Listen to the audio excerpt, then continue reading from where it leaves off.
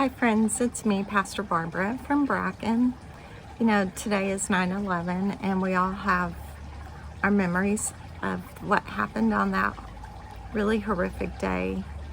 I know that I was working at the phone company at the time and I was on the phone with a customer and they were shocked and they told us what was happening, and so we all hung up and we gathered together, and all we had was a radio, no TV, and so it was almost like olden times where we were listening to the news over the radio. And then my husband called and we met at our church in San Marcos Methodist Church, and we all gathered to pray.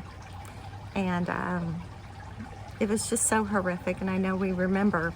And then a week later, I was scheduled to work in Emmaus Walk, which is a spiritual retreat, and there were lots of questions about whether or not it should be held in light of the events. And so we went. It was only 2 days after 9/11. And when my husband, so we were kind of in a bubble, right? We weren't experiencing all the aftermath because we were isolated. And then when my husband picked me up, there was a flag in our vehicle, our van at the time. And I was like, what's with the flag? And he said, oh no, it's everywhere. The flags are everywhere. And that's when I started to really experience the coming together of people from all different walks of life. The coming together, the love, the care, the servant hearts. That's when we started to hear all the stories about the first responders who rushed into the buildings, for the heroes of the flight that grounded instead of it flying into the Capitol building.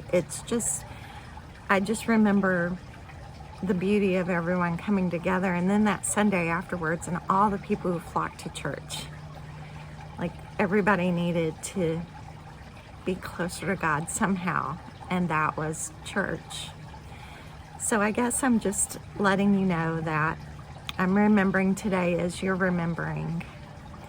And I'm hoping that as we remember these beautiful people who so selflessly cared for one another, that we can get a lot of that back, that we can be united, not only as America, which is critical, but also globally. I'll never forget when we went to a more organized prayer service through the church.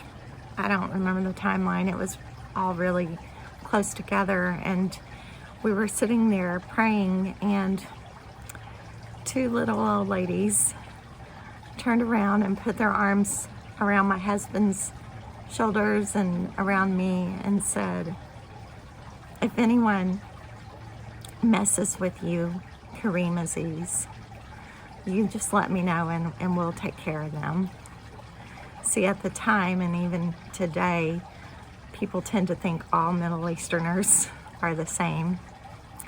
And my husband is Kurdish, part Kurdish, and we're very proud of that. So it was beautiful to see these ladies that were willing to take on anyone. So anyway, I just wanted to share that with you and close with Psalm 46. God is our refuge and strength, a very present help in trouble. Therefore we will not fear, though the earth should change, and the mountains shake in the heart of the sea, though its waters roar and foam, though the mountains tremble with its tumult. There is a river whose streams make glad the city of God, the holy habitation of the Most High. God is in the midst of the city, we shall not be moved. God will help when the morning dawns. The nations are in an uproar, the kingdoms totter. He utters his voice, the earth melts. The God of hosts is with us. The God of Jacob is our refuge. Your God, our God, Jesus Christ is with you. Amen.